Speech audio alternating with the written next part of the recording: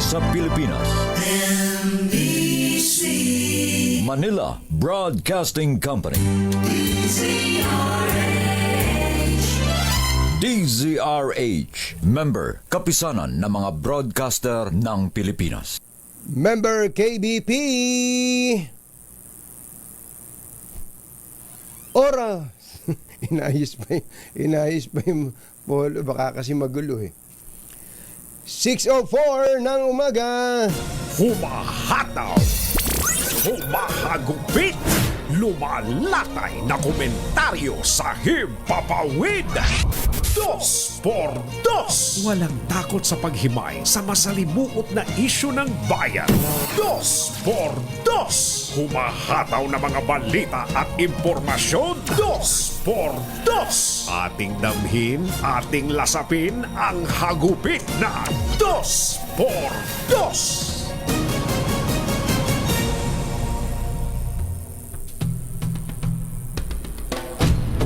Ibinasura ng Court of Appeals ng Timor-Leste ang extradition request ng Pilipinas laban kay dating Negros Oriental Representative Arnie Teves Jr.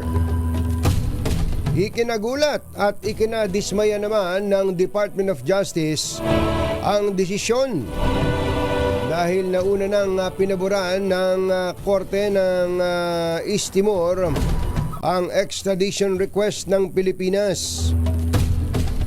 Nangako ang DOJ na hindi titigil sa paghahanap ng mga legal na hakbang para maibalik si Teves sa bansa at harapin ang kanyang mga kaso, kabilang ang pagpatay kay dating Negros Oriental Governor Roel Digamo at sa 9 na iba pa noong Marso 2023. Tinawag naman ni Attorney Ferdinand Topacio, abogado ni Teves, ang desisyon bilang isang triumph of the rule of law. Isyu ng bayan. Katotohanan. 2 por 2. Pag maitim ang balak, magtago ka na. 2 por 2. Si Jerry at si Anthony, narito na. 2 por 2. Hahataw ng todo, urado ka. 2 por 2. Ang katotohanan, dala nila.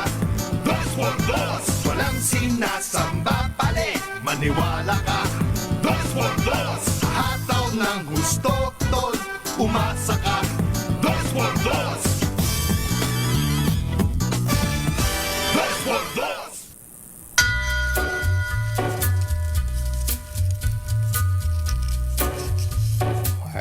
Hi. Take a little walk Maganda morning. and go across the track. Magandang umaga, bayan! Dapat may echo no? And crack Ito po si Anthony Taberna. to line the Humahabol si Jerry Baha. bombing wise. He Paano humahabol, mother? Paano humahabol? past the Slow mo. Muli po, kumbatsero, napapanood namin yung mga My Day mo, saka yung mga, ano ba tawag doon, stories. Magaling ka palang sumayaw, sabi ni mother. Muli pong sumasa inyo ang 2x2 sa umagang ito ng rep you Friday! Yoo-hoo! that you've been a good boy. Totoong Friday na ngayon. Here is Sana po ay okay lang kayo. dream Mga misis, ayos pa ba yan? May budget pa ba tayo dyan? to destroy. Sana'y nasa mabuti kayong kalagayan. Wala pong nagkakasipon, walang nagkakaubo, walang lagnat, trangkaso. And soul At walang sumasakit ang dibdib dahil sa mga nangyayari sa ating paligid. Lagi nating hangad bawat araw. Ito subukan nyo. Maganda rin po ito. Ako, very effective sa akin to, mother, di ba? Yung bang pag umaga, yung bang hindi ka nakakaalis ng higaan mo, ikaw ay manalangin na. Number 1 yon.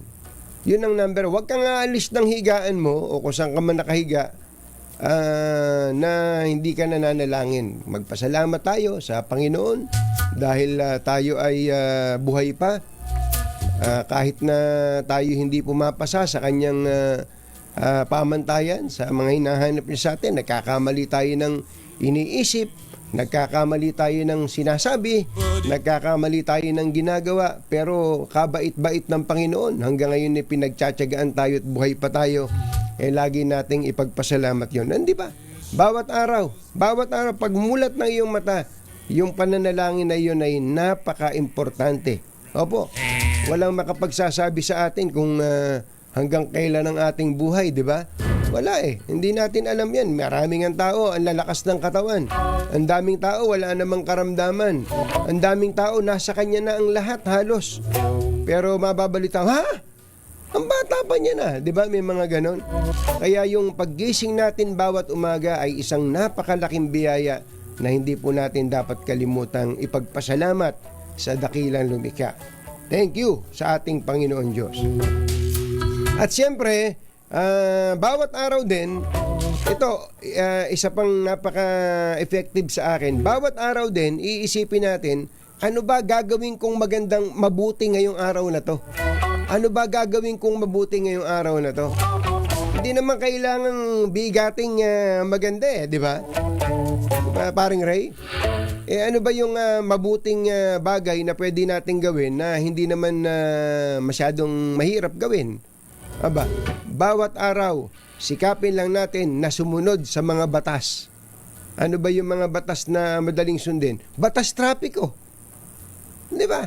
Batas trapiko lang. Yung bang araw-araw, hindi ba ako kung ikaw yung nagmamaneho, hindi ba ako nag-beating the red light ngayon? Hindi ba ako naging reckless driver ngayon? Ayos. Kung ikaw naman ay pedestrian, tumawid ba ako sa tamang tawiran?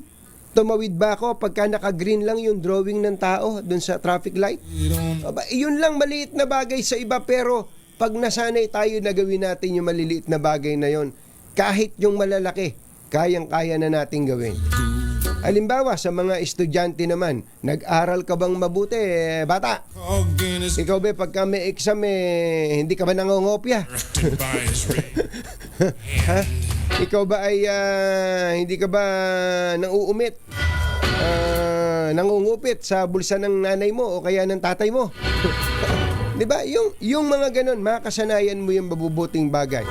Ay bawat araw, kahit maliliit lang 'yon. Pag-uwi mo ng bahay at bago ka matulog, bago ka nakahiga ka na ng ganyan, ano ba mga nagawa kong mabuti ngayon? O parang accomplishment report mo sa sarili mo. Ako po yung ginagawa ko yun. Subukan nyo, baka effective din po sa inyo. Hindi ba? At sa pag ninilay-nilay mo na bago ka matulog, sabihin mo, parang mali yung nagawa ko na yun Hindi ko na uulitin yun. Yun ang sinasabi natin. Ang kailangan natin ngayon sa Pilipinas, hindi po ako yun ang kailangan po natin sa Pilipinas ay mas maraming tao na mabuting mamamayang Pilipino. Isyu ng bayan, katotohanan, 2x2. Let's move and gay and get it on. Binabati pala natin ang magandang umaga ang mga nagtitinda sa palengke. Ay, kumusta ba yung mga vendors natin dyan? Let's move and gay. Yung palang Batang Quiapo, vendors din yung nire-represent. Yung Batang Quiapo, party list, yung mga Batang Quiapo. Have to share with me. Kanya ba si Coco Martin? Magandang umaga po sa mga nagtitinda sa palengke. Oh yeah, alam nyo, yung mga timbangan nyo mga timbangan natin dyan Magandang umaga po sa mga taxi driver. Mga taxi driver, oy, baka may mga pitik-pitik pa kayo dyan sa metro Tama na yan. Wag na yan. At siyempre, kumusta po sa ating mga politiko? Happy ba kayo? Let's move and gay and get it on. Sipag ng mga politiko ngayon, nakababait. Lahat kumakayod ang mga politiko. Sana ay yung mga ipinapangako nyo, tuparin ninyo. At kung ano may ginagastos nyo napakalalaki, huwag nyo babawiin sa amin.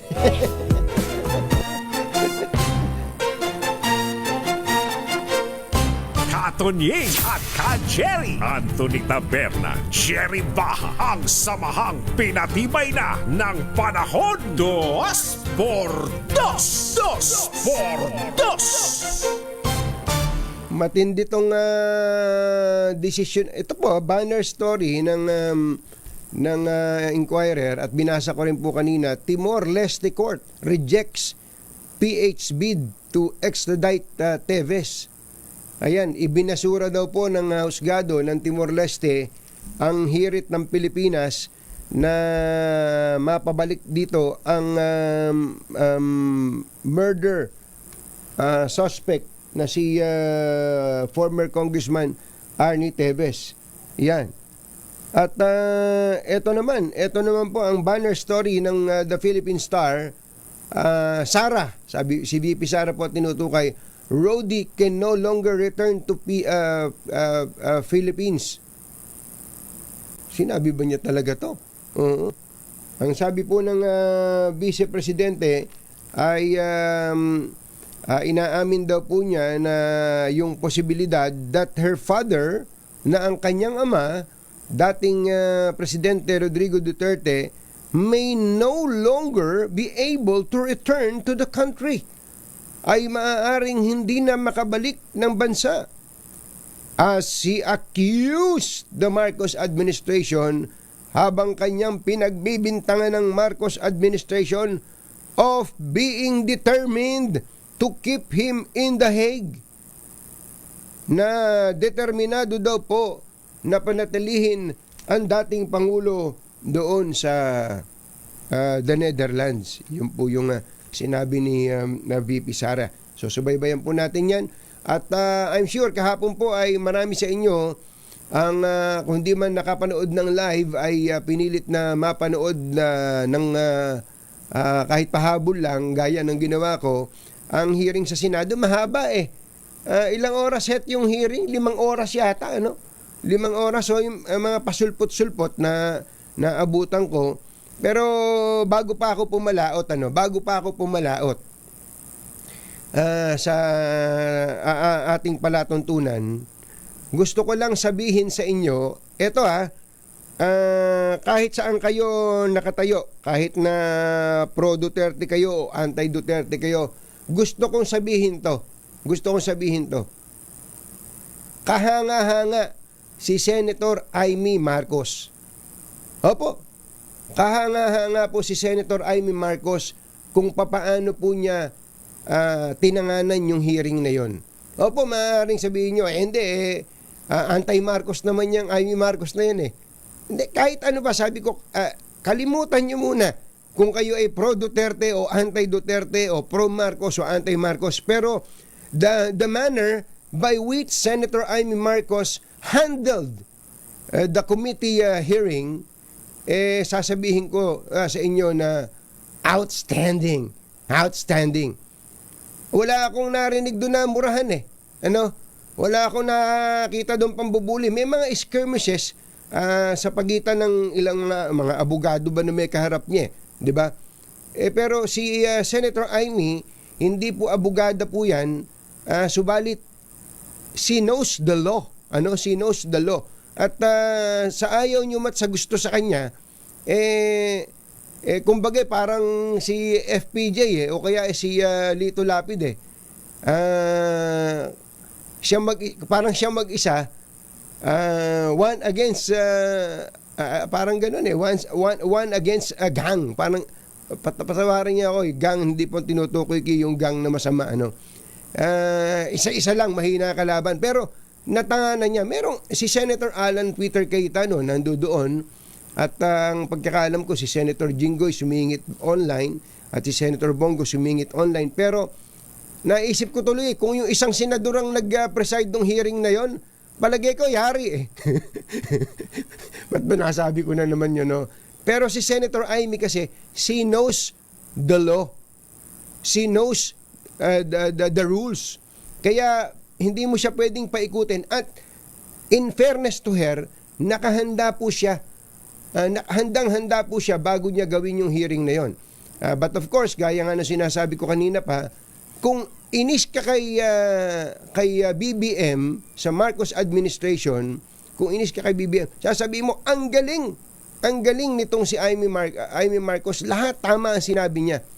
Pero ako po, ang tinutukoy ko lang yung paano niya hinandle yung hearing, Pero kung ikaw po naman ay pro-Marcos, kung pro-Marcos ka, meaning ikaw ay anti-Duterte, mabubusit ka kay Amy Marcos.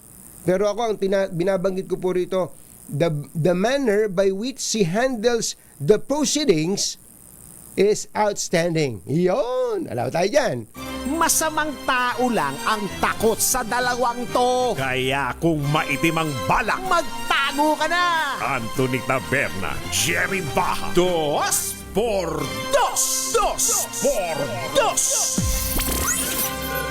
Yun.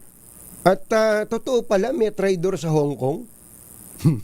May kinukwento si VP Sara doon sa press con, di ba? Yung habang nag-meeting sila, parang may nagre-report sa Malacanang. Naku, may ganun no? At siyempre si National Security Advisor Anyo na masama daw po ang loob dyan ni Bato de la Rosa. Nagsalita siya, sabi niya, ang loyalty ko ay hindi sa isang tao. Ang aking loyalty ay sa Republika. Oras po natin, Mr. Jalomtang Lakyam Di Chaphun 6:20 na ng umaga, ACS Balita. Susunod na.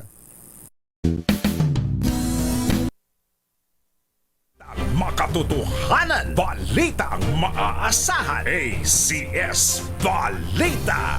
Walang makakaligtas, walang makakalampas. Saan mang sulok ng kapuluan, Luzon, Visayas hanggang Kamindalawan. Basta't may balita, ipagwagwagan ng sikat na tagapagbalita. ACS Balita. Kasama ang 2x2 tandem Anthony Taberna at Jerry Baja. ACS Balita. Ang programang ito ay hatid sa inyo ng ACS Manufacturing Corporation, ISO certified, maker of world-class quality Pride detergent.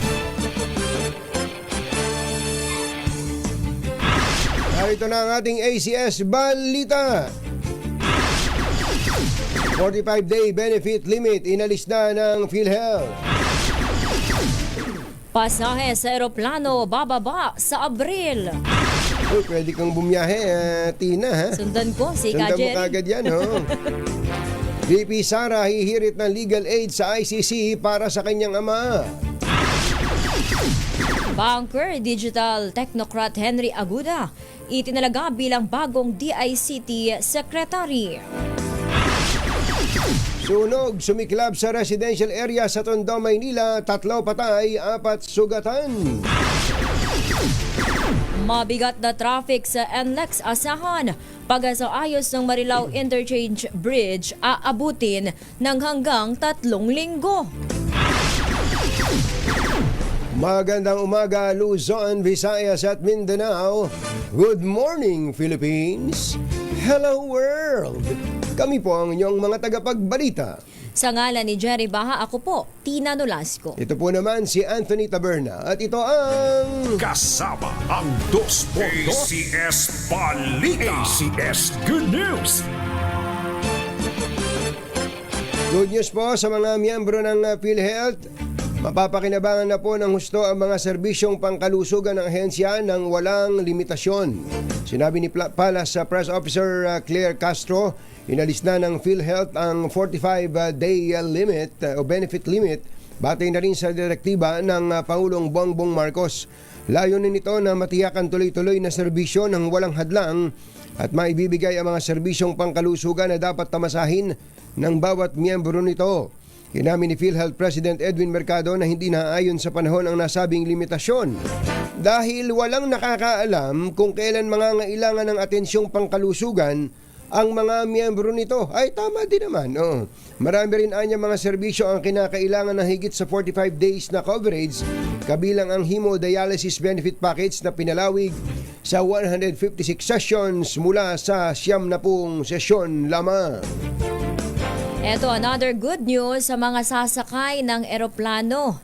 Ibababa sa level 4 ang fuel surcharge sa susunod na buwan mula sa kasalukuyang level 5. Ito ay matapos atasan ng Civil Aeronautics Board ang mga airlines na ibaba ang singil sa fuel surcharge o ang karagdagang sinisingil sa mga biyahero bukod pa sa basic fare. Sa ilalim ng level 4, magiging 117 pesos hanggang 342 pesos na lamang ang sisingilin at para sa domestic flights habang 385 pesos hanggang 2,867 naman sa international trip.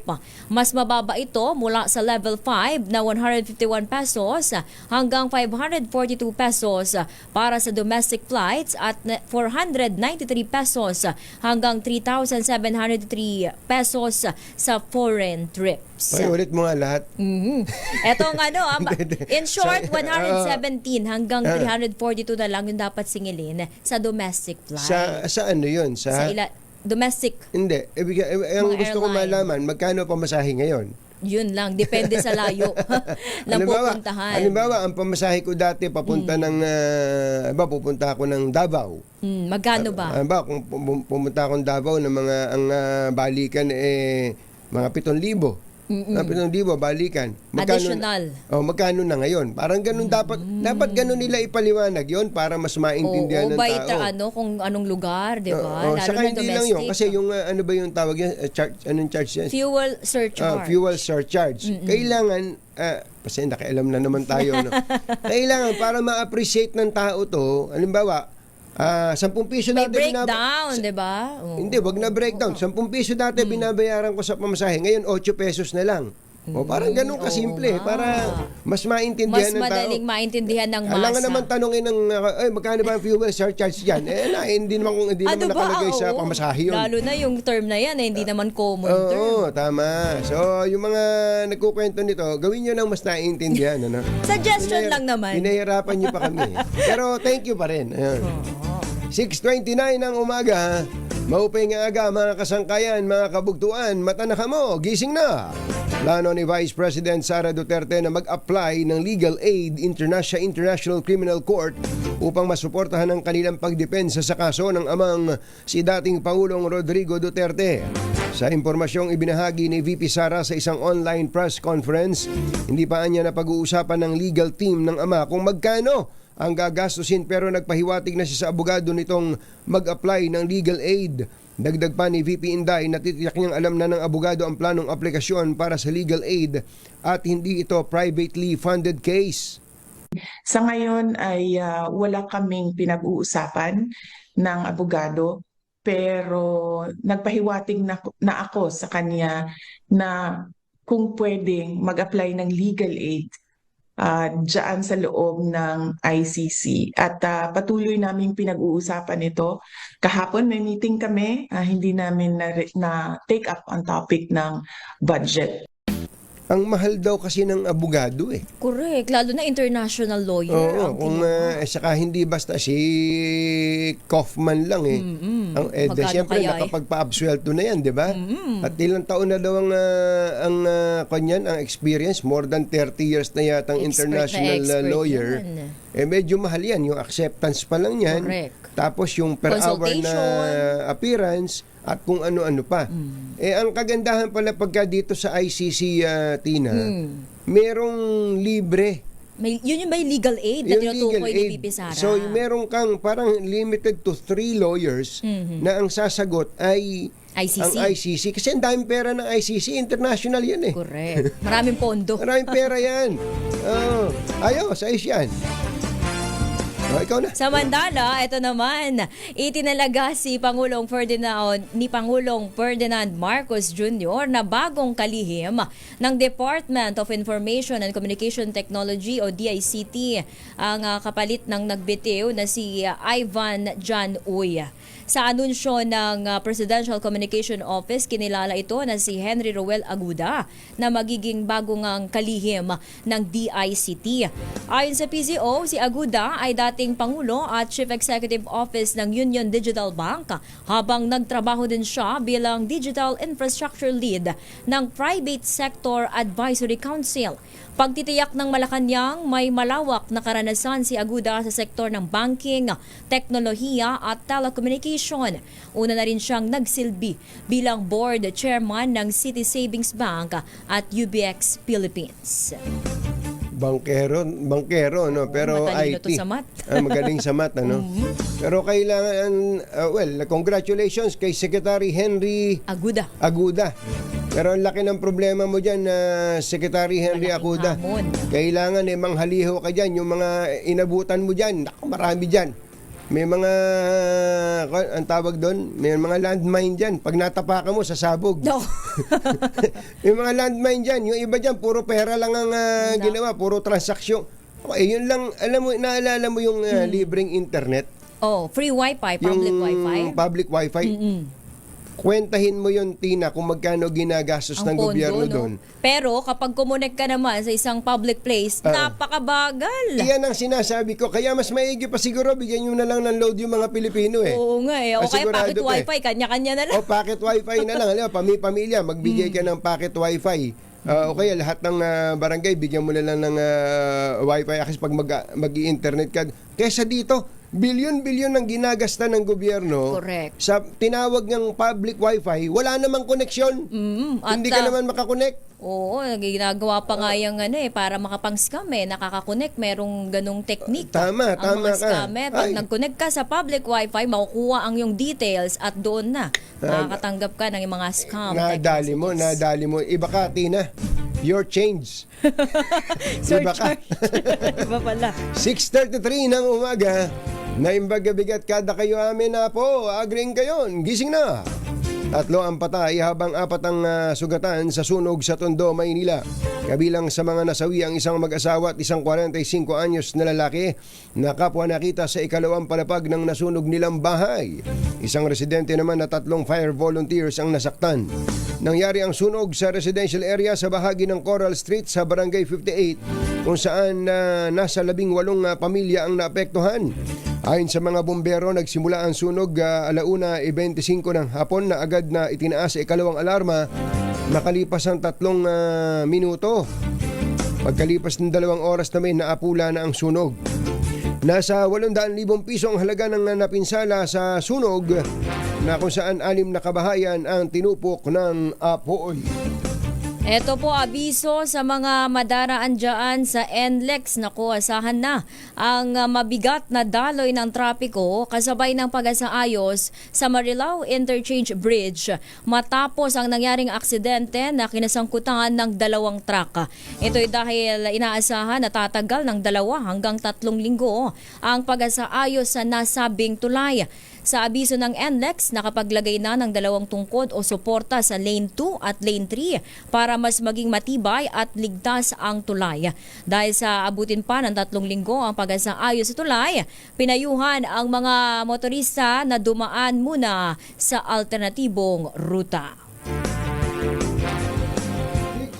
6:35 ng umaga, susunod. Tito Boy! Nako, yun daw inangkat na pulang sibuyas ay ubos na. Ang bilis ng bentahan. Wow, totoo Mahilig po sa yan. pulang sibuyas yung mga Pinoy, ha? Wow, baka na-hoard yan ha. Baka na-hoard. Yan at iba pa sa pagbabalik ng... ACS Balita.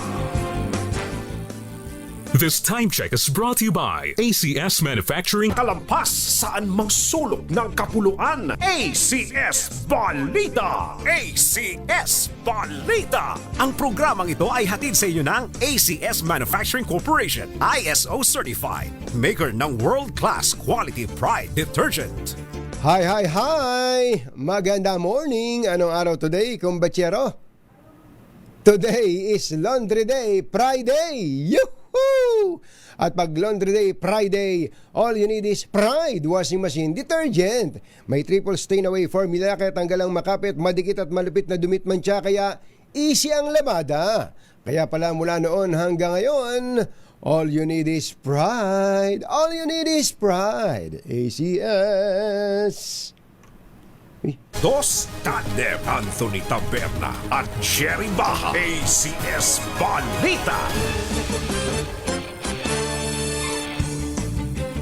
Alas 6:41 na ng umaga, ubos na ang pulang sibuyas na inangkat upang mapunan ang kakulangan sa supply ng naturang produkto sa bansa.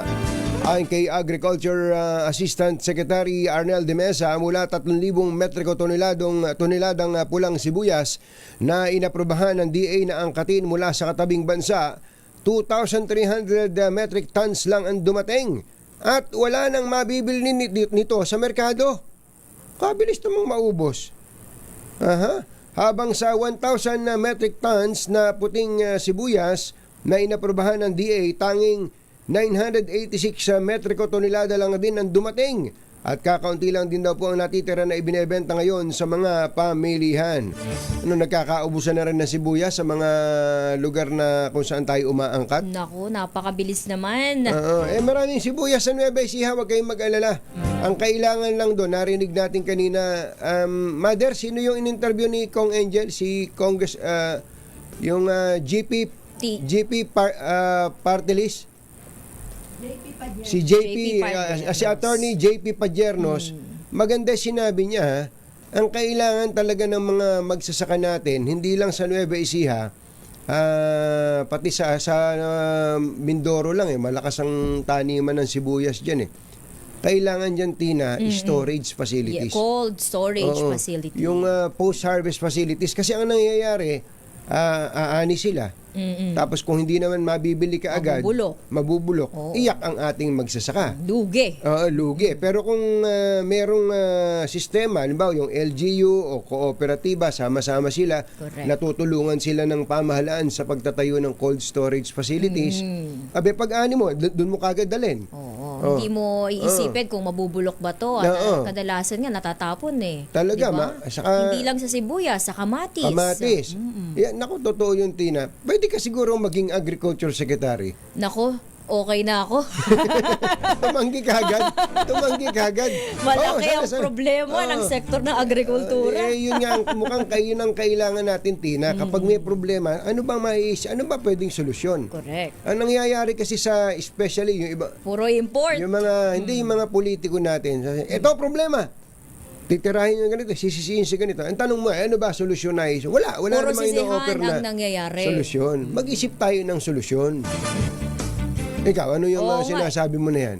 Eto nga kaugnay nga ng balita, papasukin na ba natin ito? Sige. Dahil usapang pagsasaka, eto nakalulungkot na balita, meron na naman daw na magsasaka ang kinitil ang sariling buhay dahil nga sa pagkalugi. Ang detalyeng yan, ihatid ni Arch 25, Grace Sansano. Grace? Malungkot na balita ito, Tina, katinggi, dahil isa na namang magsasaka ang kinitilang sariling buhay sa pamamagitan ng pagbigsi gamit ang isang electrical cord sa bayan ng Jimba, Nueva Ecija. Naisugod pa ang 50 taong gulang na magsasaka sa pinakamalapit na pagamutan. Subalit, idineklara itong dead on arrival ayon sa doktor. Ito'y makaraang madiskubre ng kapamilya at kasama sa bahay na nakatali ang leeg dito gamit ang isang electrical wire nga. Ayon sa party list, itong magsasaka party list na si Kong Argel Kabatbat, agad itong nagsungo sa pamilya para makausap ang mga kaanak.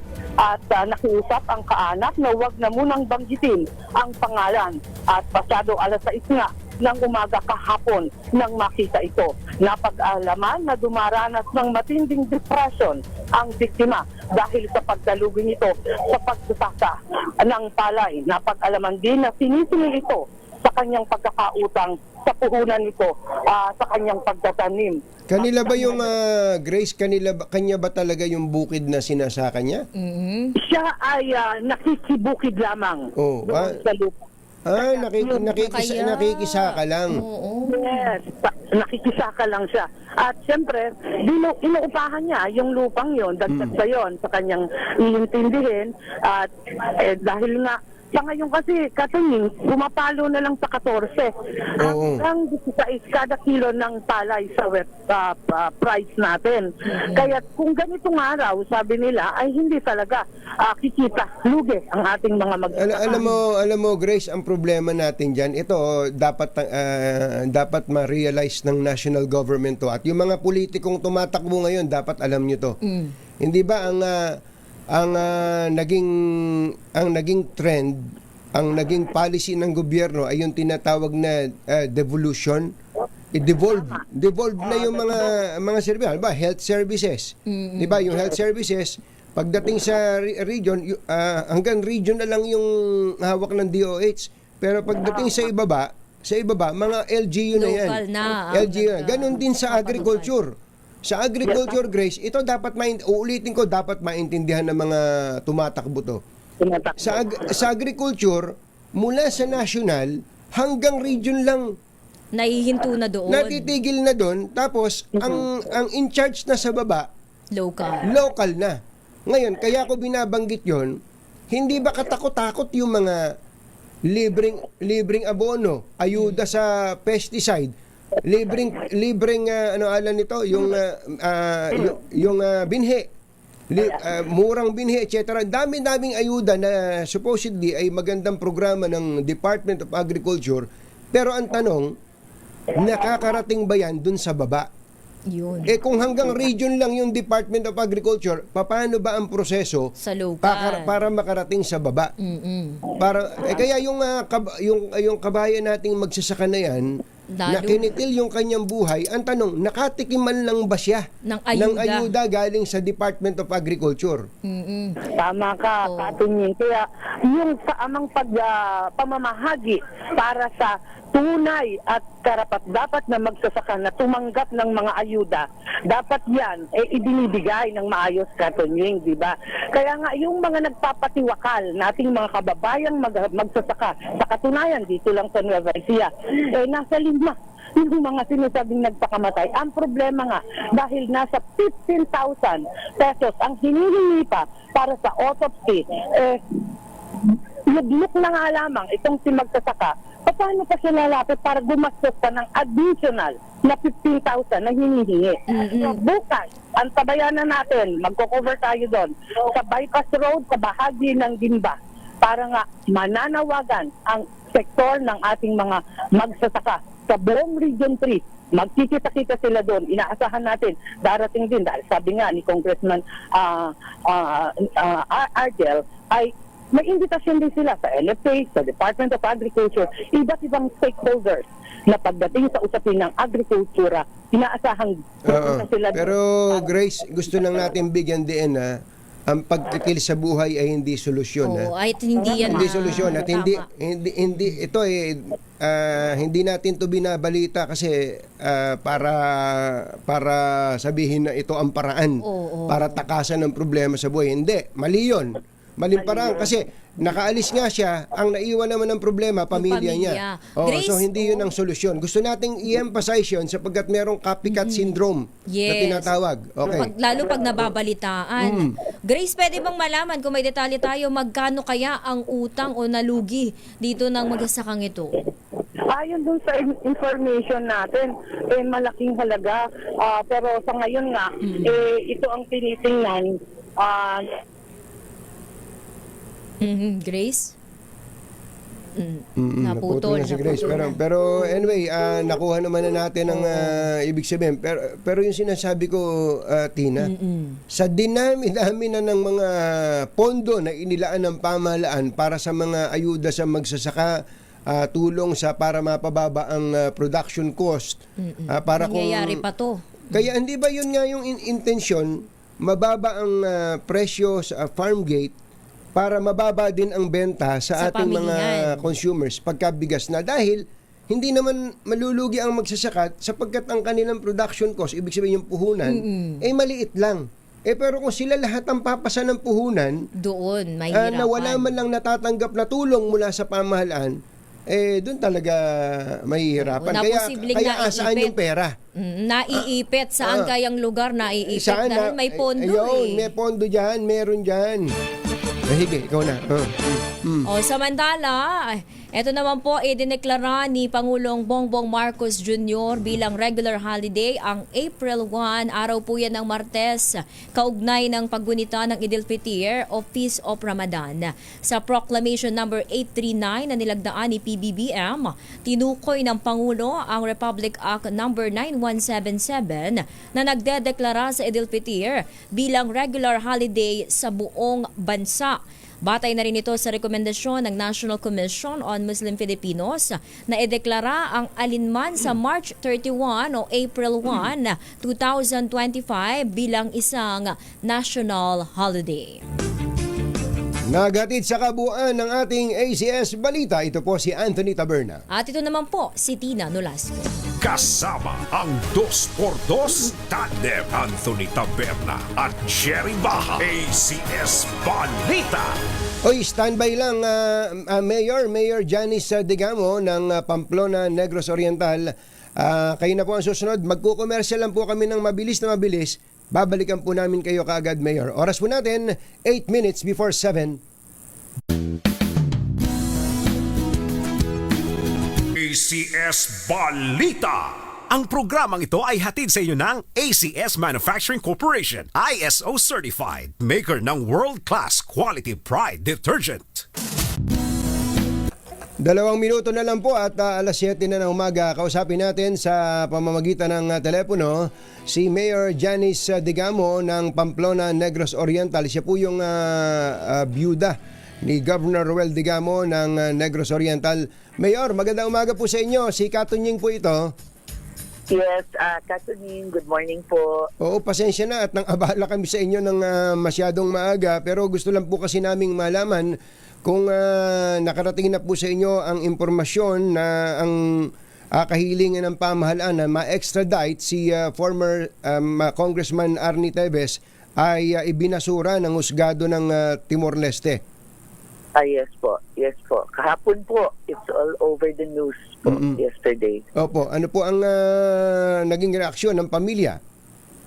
Of course, we are all saddened by the news, no? Parang na-confirm yung unang mga duda namin ever since.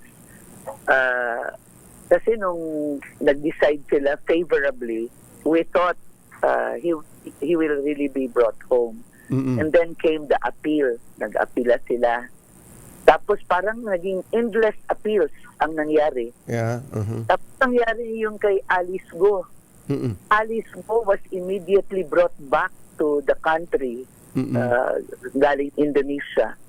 But meron na talagang nag-doubt kami kasi kahit naman favorable sa atin pero ayaw pa rin ayaw iuwi. Palaging pwedeng mag-appeal.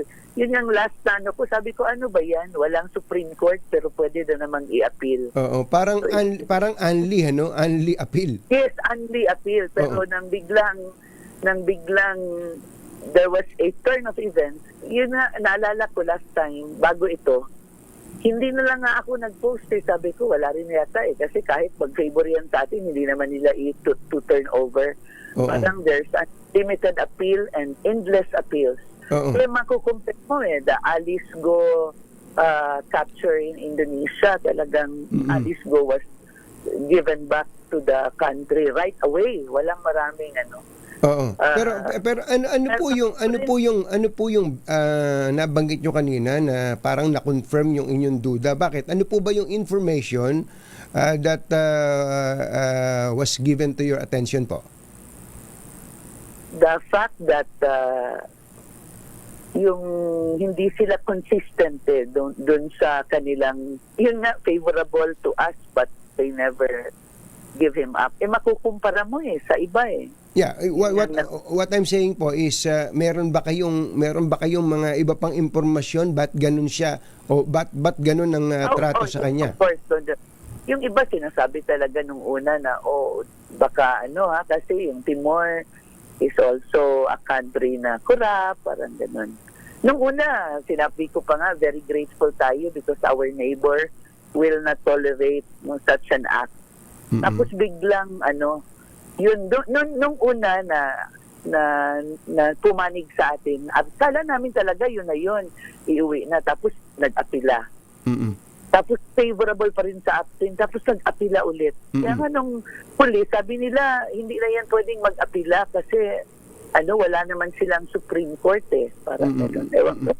Pero parang ganun pa rin. Kaya nung sabi ko, it is always favorable to us but he was never home. How come Indonesia napauwi kaagad si Go, tinurn over kaagad? So, pa rin, if you can still remember, Katunying, when I was at the Senate during a Senate hearing, I really warned everyone there na talagang pag no one is watching, if we will not be watchful, will really crawl to all angles, and I think this is what's happening now. So ang sinasabi nyo ngayon, gumana ang baka po pwede nyo kaming tulungang i-confirm, pero merong mga sabi-sabi na he is now closely working with someone in Timor na anak ng very high-ranking official there. Introducing, I think, all the gambling things here na dinala din doon. Wow. So ang gambling activities na i-export, ang reports ang nakarating sa inyo na nadala doon ni Teves in connivance with a powerful person there. Son of someone very powerful po there.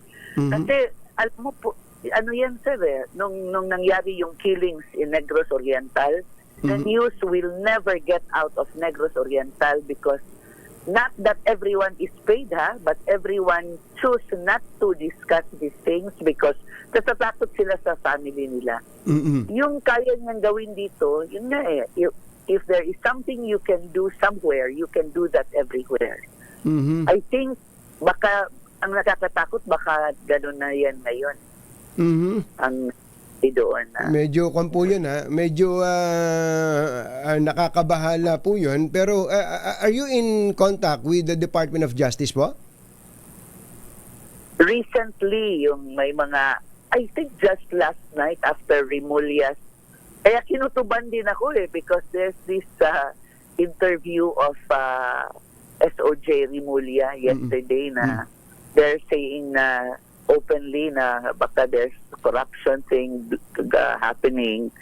Sabi ko, this is not good sign. Baka ito yung kinakatakutan natin na baka finally sabihin at indeed kahapon ng hapon lumabas na yung Akalain nyo, this happened parang second anniversary nung nangyari kay Governor Ruel, no?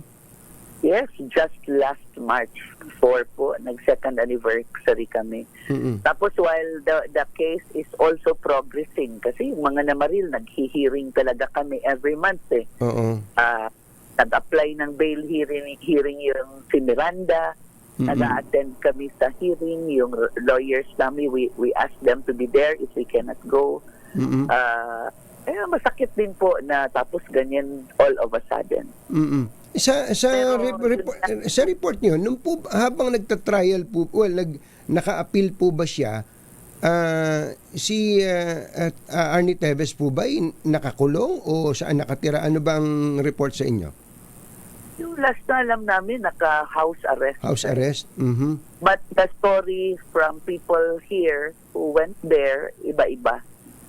Hindi naman kasi parang gano'n, nag-golf lang doon parang gano'n daw. Kaya nga, we really want him back because easier for us to see kung nasaan yan dito Ano po ang message nyo? Saka nagpa-progress na yung trial, hindi pa pwedeng siyang i-try because he is not here. Dapat nandito. Babalik na naman kami kung sakaling dumating siya, babalik na naman at isasali siya. And we are also running after time and desire so much that he's brought home. Hindi natin alam kung ano pang next move ng gobyerno at ano po ang gusto niyo sabihin sa DOJ that is in charge dito po sa effort to extradite. Sana meron pa kaming isang na naka-file, Katunying. Ito din gusto ko itong i-emphasize kasi we have been silent for so long. we have been waiting for the filing of the case. Yung kasi government ang magfa-file nito, yung nakuha sa tulong. In-excavate yung sugar mill, doon nakuha yung mga guns and ammunitions and mga IEDs na doon nakabak. Tapos ang tagal hindi final. And then there was a time I went to Project Dong, parang may sinasabi sila na hinihintay pa ito. And then there's also another reason na there was a confusion na na-file na pero hindi pa pala. Up to the point talaga that I told, along with another family of the victim, we told Prosec Dong na, Prosec, sana naintindihan mo ha, makulit kami pero talagang hindi fair pag hindi yan na-file. Kasi ang dami rin naghihintay sa amin na that has to be filed. Pero parang sinabi ni Prosec na na parang malabo, ganito, ganyan. And then, nag-request kami ng case conference.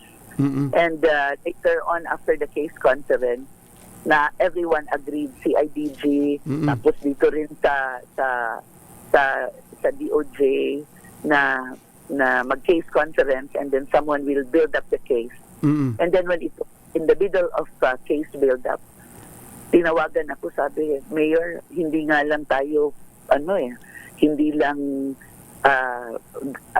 firearms and explosives, illegal possession ang mag-file dito. Nakikita nila na we can even file murder case. Kaya bigla akong Sa ngayon, kumusta po bang Negros ngayon? Are you running for re-election ho ba? I'm running for Congress in the 3rd District. 3rd District. Opo. Sino po kalaban nyo dyan? Auntie nila, yung aunt nila. Na Teves din. Janice din. Janice Teves. Janice ang pangalan din?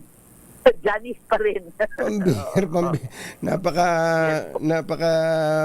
mapaglaro talaga ng tadhana. Sa governor po, sino tumatakbo dyan? Sa governor, yung incumbent governor, si Governor Sagarbaria against Henry. Pero yun po sana katunging. This is also an opportunity na help us make a follow-up. Because nasa C20 na yung they have this department circular order ng DOJ for a case to be filed against Henry. We were hoping na sana na pero yun nga, parang ito is another example of powers that be and money. Kasi ang hintay na lang one more affidavit coming from 2 people, I think, who opted to go out of the country or timing lang na they went out of the country.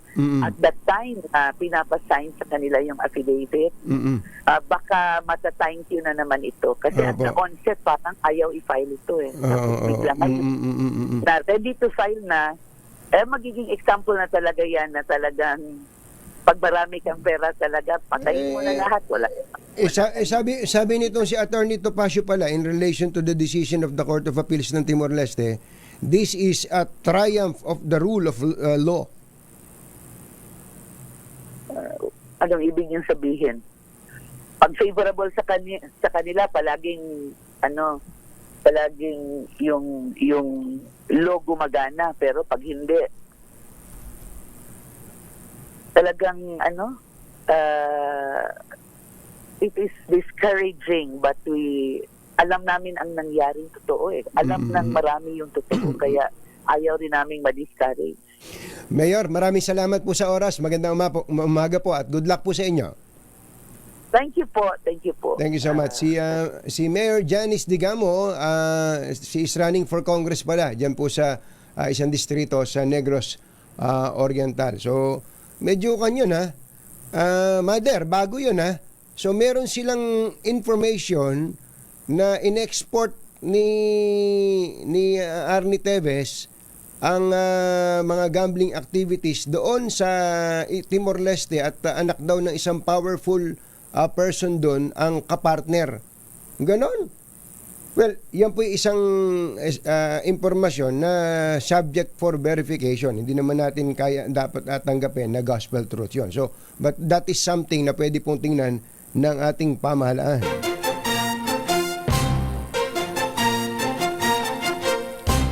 Katonying at ka-Jerry. Anthony Taberna, Jerry Baha, ang samahang pinatibay na ng panahon. 2 por 2. 2 por 2. Good morning, Kuya Opet Velasquez. Magandang morning at magandang morning din kay Kuyang Aris Ramos ng Metro East.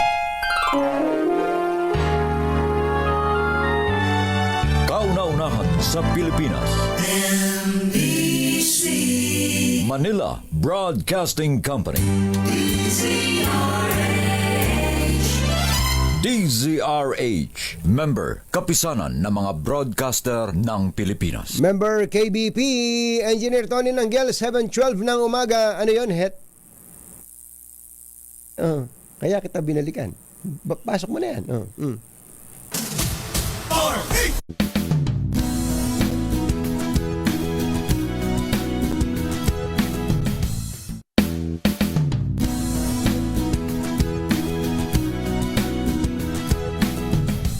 Magbago man ang panahon, doon kami sa gawang Peerless. Champion, mula sa baretang pangmatagalan, purong powder.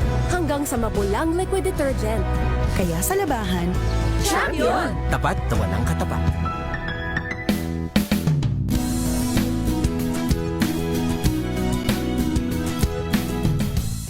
Wow, ang saya. Isang barangay na labada, puro mancha pa. Goodbye, pahinga. Mommy, isang laba lang yan sa Pride Bar Blue. May powerful stain-away enzymes na malupit sa dunit mancha. At di masakit sa kamay. Isang laba lang yan. Hello, pahinga. Hello, Pride Bar Blue. ACS. Tanggaling-galing mo! Smart dishwashing paste ko! Pritong ulam na masebo, plato ng kaldero.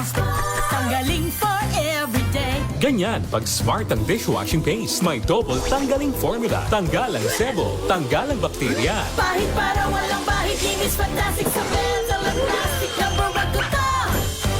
Tanggaling-galing mo! Smart dishwashing paste. ACS. Araw po ngayon ng Biyernes, 21 na ng Marso 2025. Narito na ang ulo ng ating mga paunahing balita. Extradition request ng Pilipinas kay Arnie Tevez, tinabla ng Timor-Leste. Ilang miyembro ng gabinete ginisa sa pagdinig ng Senado kaugnay sa pag-aresto kay Duterte. Anyo pumalag sa Grand Conspiracy Theory. PBBM tiwala pa rin kay Soljan Guevara, mananatili daw po ito sa pwesto. Pangulong Marcos Benito ang panukalang nagdedeklarang culinary capital ng bansa ang Pampanga.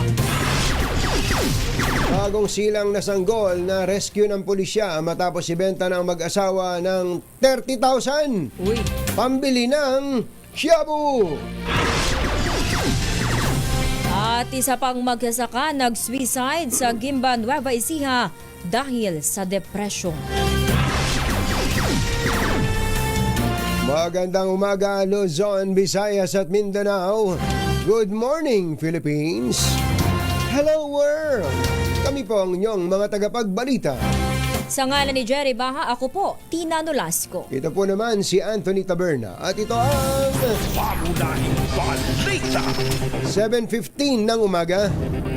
Sa detalye ng ating mga balita, na-rescue ng pulisya ang isang bagong silang na sanggol matapos ibenta sa halagang 30,000 pesos ng kanyang mga magulang para daw po may pambili ng shabu. Ito po ay nangyari sa Cebu City. Kaagad naaresto ang mag-live-in partner na kinilala sa mga alias Jay at Karen na naglalaro ng tong-it sa kanilang lugar matapos magsumbong at ituro ng isa sa kanilang anak. Ayon kay Lieutenant Colonel Maria Teresa Makatangay, Deputy City Director for Operations ng Cebu Police, 22 araw pa lang ang sanggol ng ibenta ng mga sospek. Abay talagang sa halagang 100,000 pero tumawad. 30,000 lang daw po ang napunta sa kanila at ang 70,000 ay napunta dun sa ahente. Aba, may komisyon pa. Nanganak si Karen noong huling linggo ng Pebrero at nakalabas noong unang linggo ng Marso. Natuklasan lang na ibinenta ang sanggol ng magsumbong ang isa sa anak ng mag-live-in partner sa kanilang kapitbahay na siyang nag-report sa pulisya. Ang bata ay natagpuan sa nakabiling nurse na ang mister ay isang military officer. Samantala, nagbigti ang isang mag-asaka sa Gimba, Nueva Ecija dahil sa matinding depresyon. Batay sa report ni RH25 Ray Sansano, nakita na lang nilang wala ng buhay ang biktima habang nakatali ng isang electric cord sa kanyang leeg. Kwento na makaanak, dumaranas ng depresyon ang naturang mag-asaka matapos ang pagkalugi nito sa pag-asaka dahil sa bagsak na presyo ng palay. Pinabigat pa ang kanyang alalahanin nang singilin na rin ng kanyang inutangan ng puhunan para sa kanyang sakahan. Ayon kay Congressman Argel Kabatbat ng Magasaka Party List, hindi ito ang unang beses na may nagpatiwakal na magasaka matapos na malugi sa kanyang ani dahil sa bagsak na presyo ng kanilang produkto. Pero karamihan na anya sa mga nagpapakamatay ay hindi na ino-autopsy upang maiwasan ang pagbabayad ng 15,000 pesos sa mediko legal. Alas 7:18 ng umaga, full force sa pagdinig ng Senado ang mga opisyal ng pamahalaan na sinasabing nagplano sa pag-aresto kay dating Pangulong Rodrigo Duterte. Kabilang sa mga humarap sa hearing ng Senate Committee on Foreign Relations na pinangunahan ni Senator Amy Marcos, sina Defense Secretary Gilbert Teodoro, National Security Advisor Eduardo Año, DILG Secretary John Vic Remulla, Justice Secretary Boying Remulla, PNP Chief Romel Marbil at kanilang mga tauhan. Sinabi ni Senator Amy na layunin ang ipinatawag na pagdinig na matukoy ang naging papel ng International Criminal Court at dumaan ba sa tamang legal na proseso ang pag-aresto sa dating Pangulo. This is bigger than Duterte. This is about our dignity as Filipinos. Ngayon pa lang ito nangyari sa buong kasaysayan ng Pilipinas. Pero paano kung mauulit? Paano kung sa susunod, ibang Pilipino naman ang kinaladkad papalabas? The Senate will seek answers, and if there is indeed wrongdoing, we will make certain to put up safeguards so this never happens again. We are not... Ang tinig ni Senator Amy Marcos, samantala para naman kay Senator Bongo, walang saysay o useless ang naturang pagdinig kung hindi rin maibabalik ang dating Pangulo sa Pilipinas na ngayon ay nandun sa The Hague, Netherlands. Useless lahat ng hearing na ito kung hindi na po may babalik si Tatay Digong.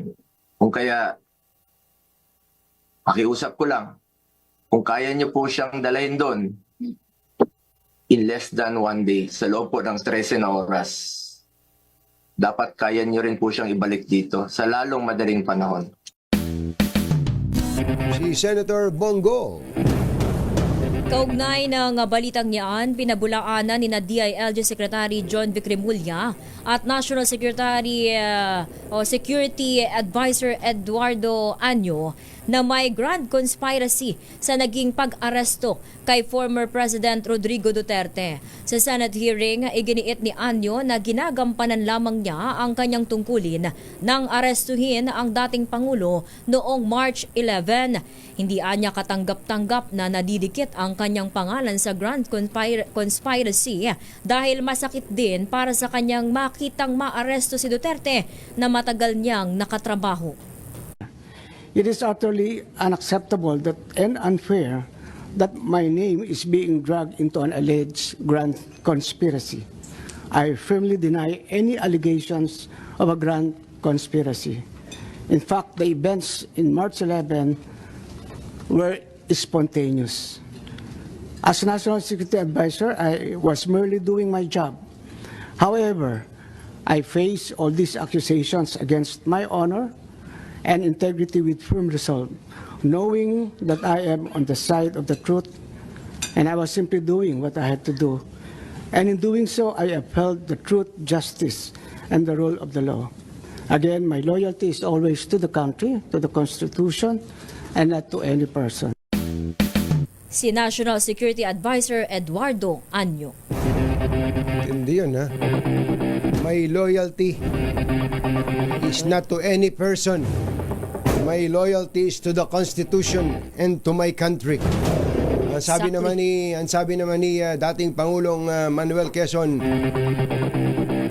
my loyalty to my party ends when my loyalty to my party begins. Yeah. Mabibigan. Yan ang mga tirada, mga linyahan. Nami-miss ko yung mga ganyan linyahan eh. Yan ang dapat na naririnig natin sa mga diba? diskurso ng mga senador eh. Nananatili po ang tiwala ng Pangulong Bongbong Marcos kay Solicitor General Minardo Guevara.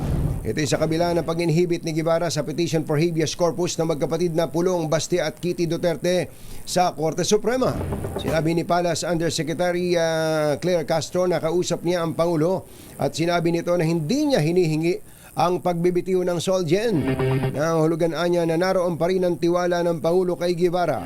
Una rito, umani ng puna sa mga kritiko ang pagdistansya ni Guevara sa petisyon ng mga Duterte at hiniling nilang magbitiw na ito sa kanyang pwesto bilang abogado ng pamahalaan.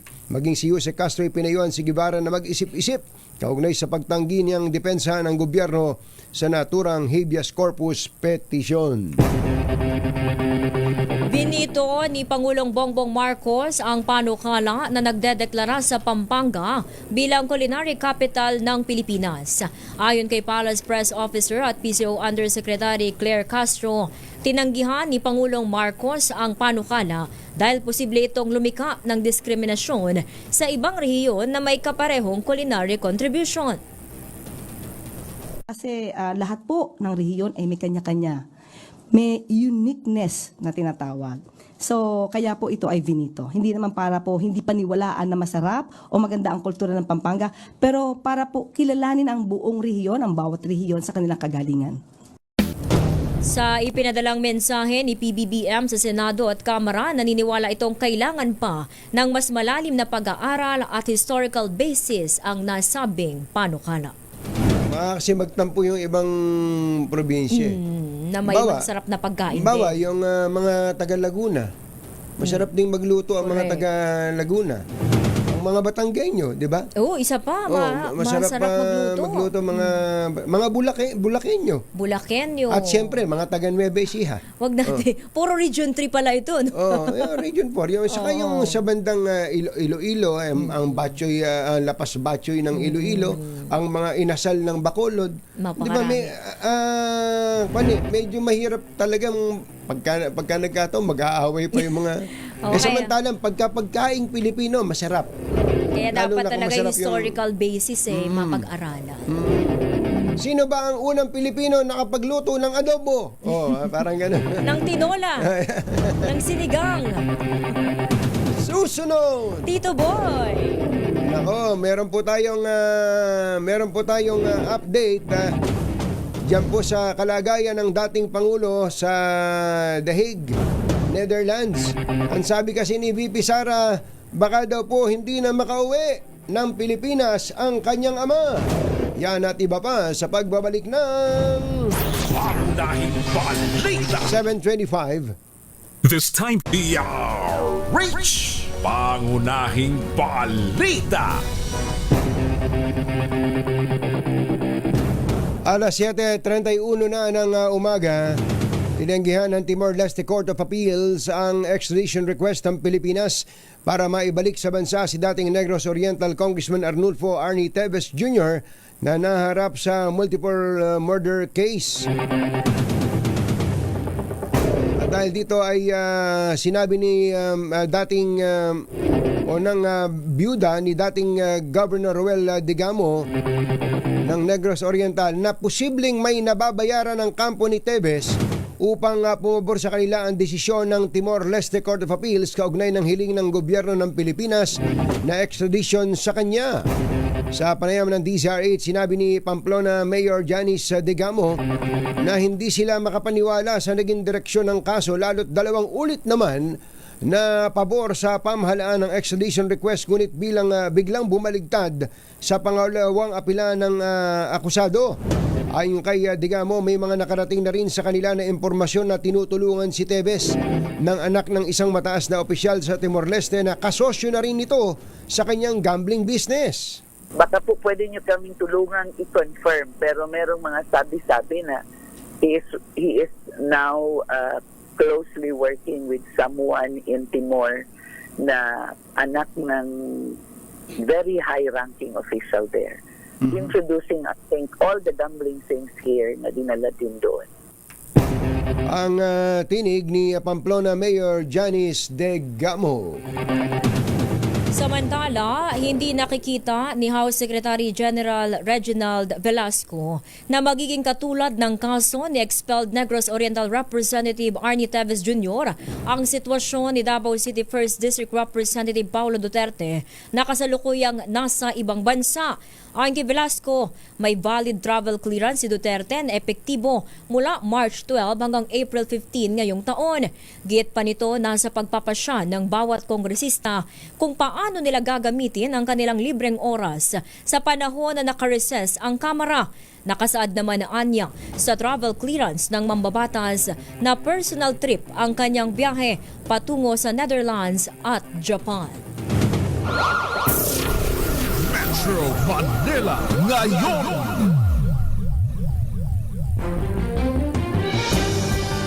Metro Manila ngayon.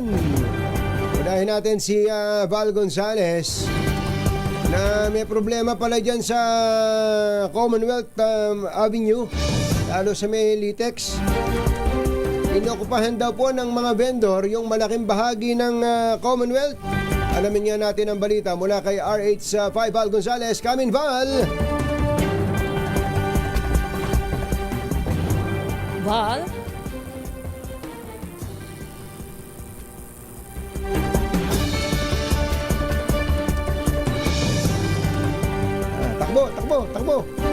Takbo, Val! Dahil natin si RH23 Edwin Duque dahil napaka-traffic daw si NLEX. Ba't naman? Ano ba meron dyan, Edwin?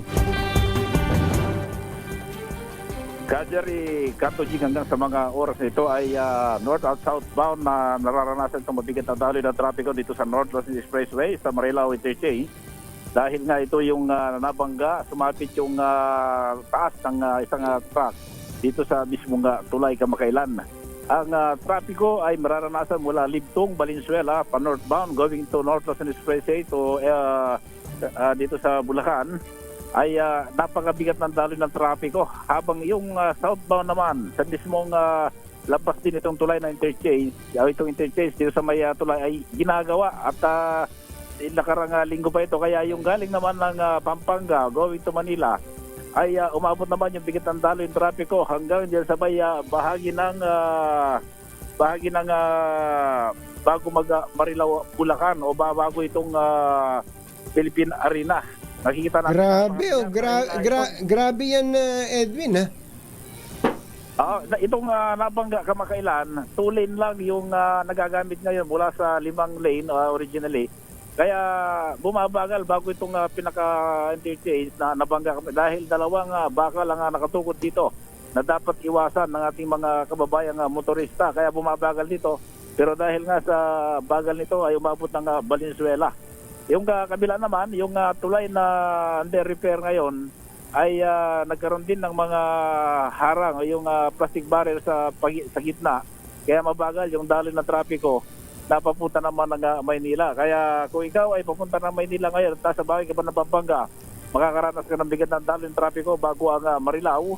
At kapag ikaw naman galing ng Manila going to Pampanga, ay makakaranas ka ng bigat ng daloy ng trapiko mula dyan sa Valenzuela hanggang dito sa Marilao Interchange.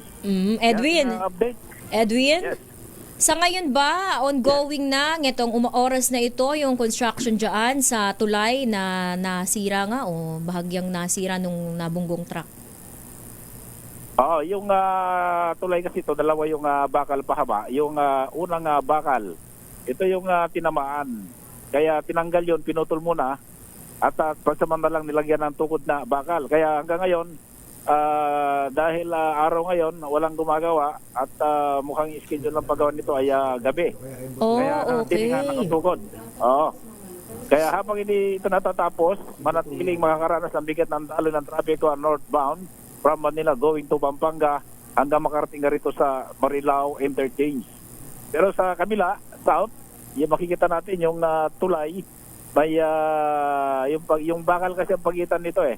Ito yung nire-repair naman. So, ibig sabihin pala ngayong umaga, walang construction dyan na isinasagawa. Gabi pa ang construction, kaya ganun pala katagal. Aabutin ng hanggang 3 linggo. Oo, kaya itong Marilao Interchange from Manila, bago ka makarating dito, abot ng Valenzuela traffic. Pag galing ka naman ang Pampanga going to Manila, aabot naman ng trapiko dyan sa may bahagi ng Philippine Arena, sa bahagi ng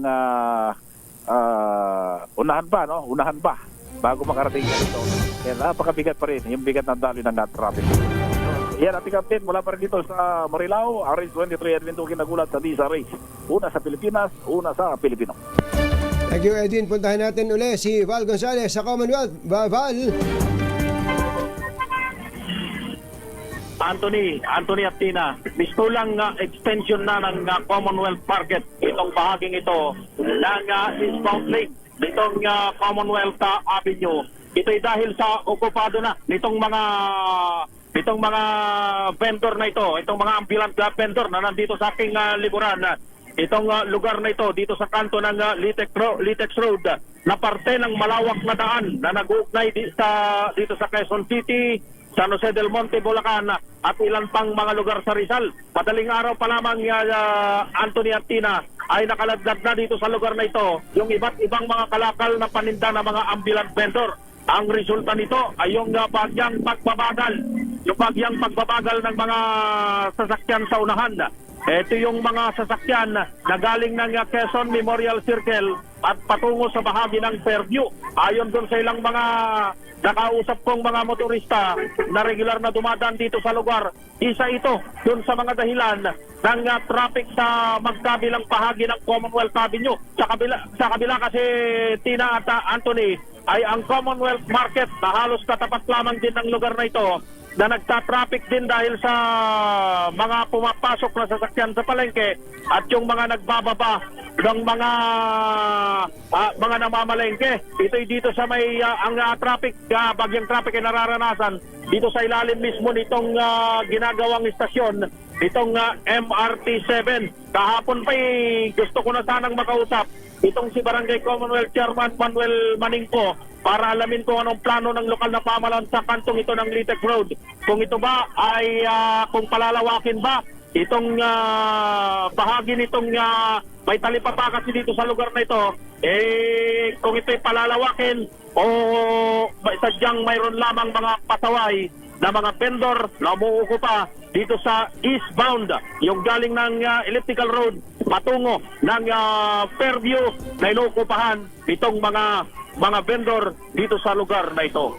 Ako si Val Gonzalez, Disa Race, una sa Pilipinas, una sa Pilipino. Metro Manila ngayon. Yung pagtitinda ay isang marangal na hanap buhay yan. Pero marangal na hanap buhay, sabi nga ng iba, kaysa ikaw magnakaw o mang-hold up, mas maigi pang maging vendor ka. Saka kanyan, nababata kang katawan mo, meron kang dignidad, pero dapat ayusin natin. Inilulugar ang pagtitinda. Hindi naman, ako naman, kung ako vendor, kung saan ako makakapwesto, pupwesto talaga ako, kung saan ako makakabenta. Kaya doon papasok ngayon yung gobyerno. Oo, para kaya ang maayos. gobyerno ang gagawa ng paraan para maiasa-ayos sila. Kasi kapag walang gobyerno na mag-aayos sa kanila, kanya-kanya yan. Saan-saan na lang pupwesto. Tandaan nyo, ang kalsada ay ginawa para daanan ng tao at ng sasakyan. Hindi, tulad nung kanina, nakita mo yung ginagawang MRT. Kinain na nga nung ginagawang MRT, yung kalsada, dahil nga may construction ongoing, at pinayagan naman yun, may permit naman yung construction. Tapos, doon sa gilid ng construction, naglagay ng mga pwesto. Di isip nyo, gaano karaming mga lanes na ang kinain ng vendor mga na dapat sana. Imagine niyo, ito po umaga, contra-traffic po yung pinakita ni Val na yan. Contra-traffic dahil sa papunta ng Fairview Kaya maluwag, nakita nyo maluwag. Tandaan niya, pagtuntong po ng alas 4 ng hapon dyan, Traffic na. yung uwian na ng mga kababayan natin, naku po, na-imagine ninyo, imbis na dadaanan, ayan po. Ayan, malapit yan sa Sandigan eh. Kung di tayo nagkakamali, marami na rin diyang vendor bukod sa latex. Masakit sa dibdib yan eh. Masakit sa dibdib yung mga ganyan. Anyway, hindi po tayo laban sa pagtitindahan. Sinasabi natin, ayusin ng gobyerno kung saan sila pwedeng pumesto. Anak ng bakang dalaga. Pangunahing balita! Susunod! Tito Boy! Sino tong actress? Beauty queen na feeling sikat daw. Panay daw ang iyak ng bumagsak sa rating yung pinagbibidahang teleserye. Yan at iba pa sa pagbabalik ng... Pangunahing balita! Babalik po kami pagkalipas ng 3 araw. This Ay!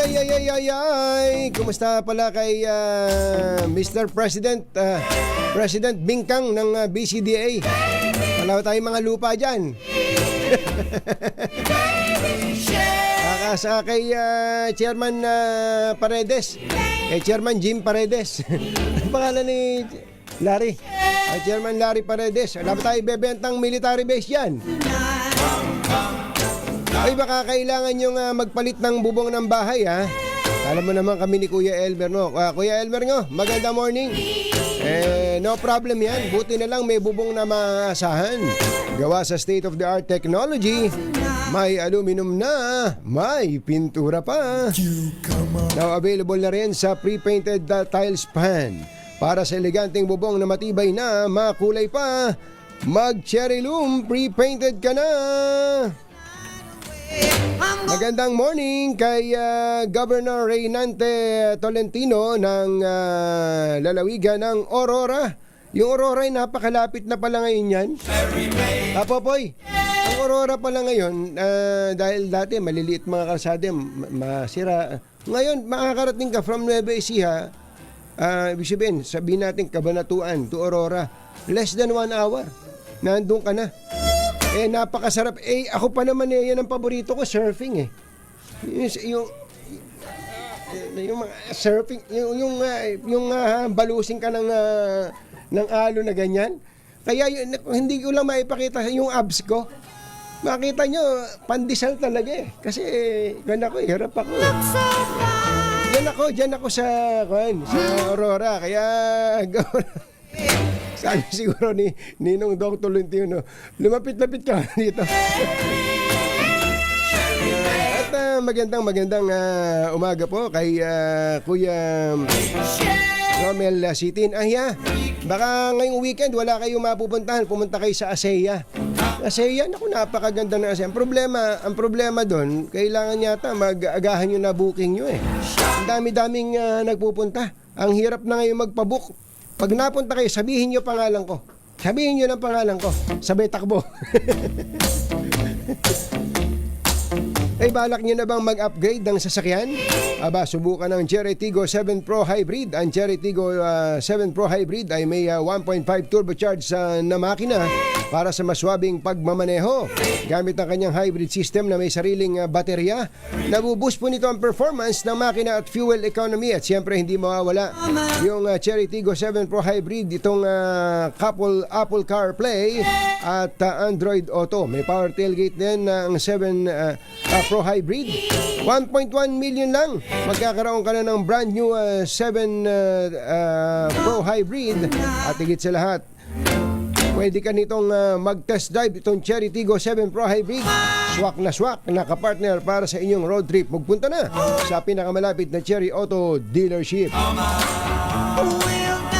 Mga kumbatsero ng bayan, Katunying at Ka-Jerry. 2x2. Baka lang may mga photographers dyan, amateur at professional.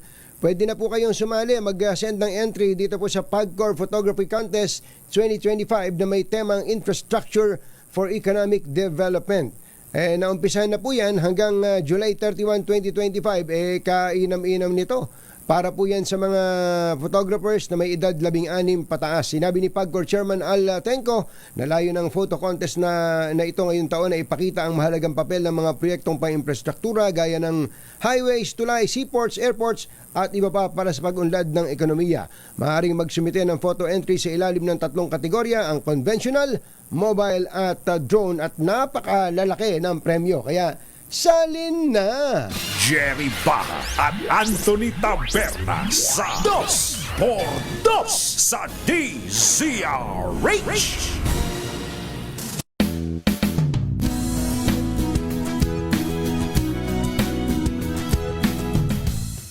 We've got you covered. From the hottest hits, exclusive interviews, kilig to the bones fan meet experience, and hataw performances of your favorite stars. Saturdays, 12 noon, dito lang sa DZRH TV.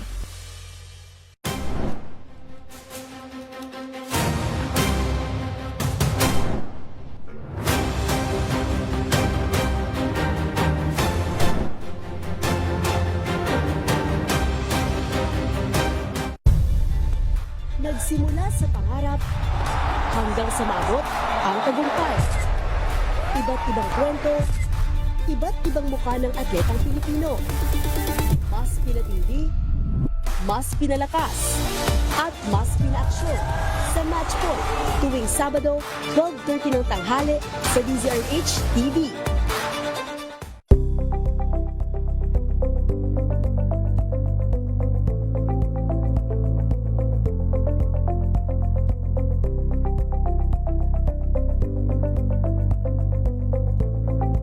Alamin ang mga maiinit na isyung pambayan, mga balitang kailangan mong malaman, usapin sa pamahalaan, politika, ekonomiya at kabuhayan. Ito ang mga dapat mong malaman, pakialaman at pag-uusapan dahil kayo ang tinig ng mamamayan dito sa Damdaming Bayan. Live sa DZRH Radio, DZRH TV at DZRH Digital. Kasama sina Lakay, Deo Macalma at Elaine Apit. Araw-araw, Lunes hanggang Biyernes. Damdaming Bayan.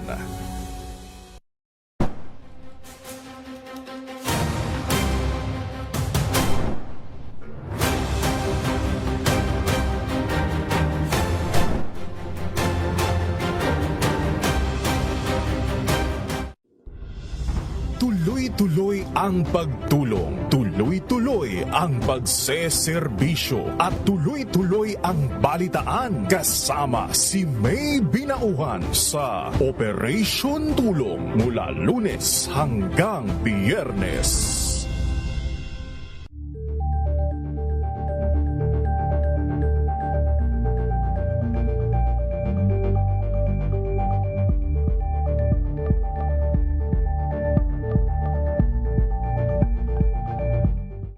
Maagang balitaan, maagang usapan sa mga issue at balita kasama si Kuya Angelo Palmones sa Magandang Umaga Pilipinas mula Lunes hanggang Biyernes.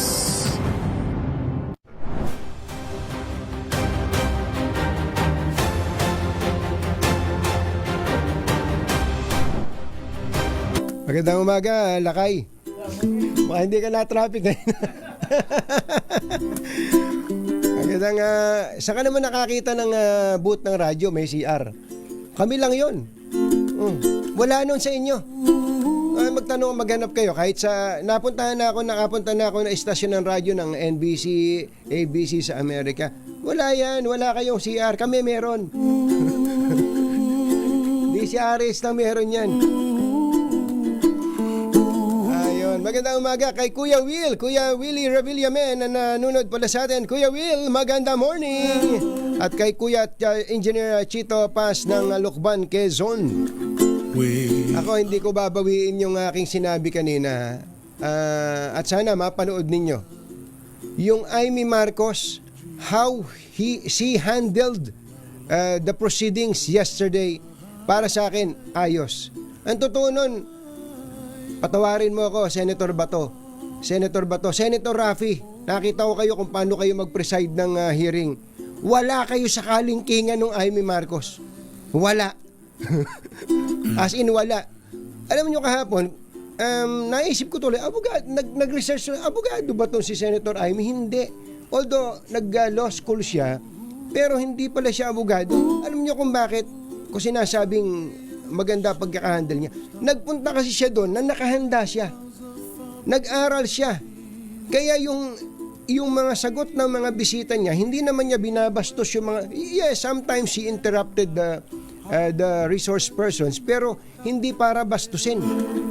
Kaya objectively, well, to the best of my ability, gusto ko sabihin objectively, sana ganun ang pag-handle ng mga committee hearings ng Senado.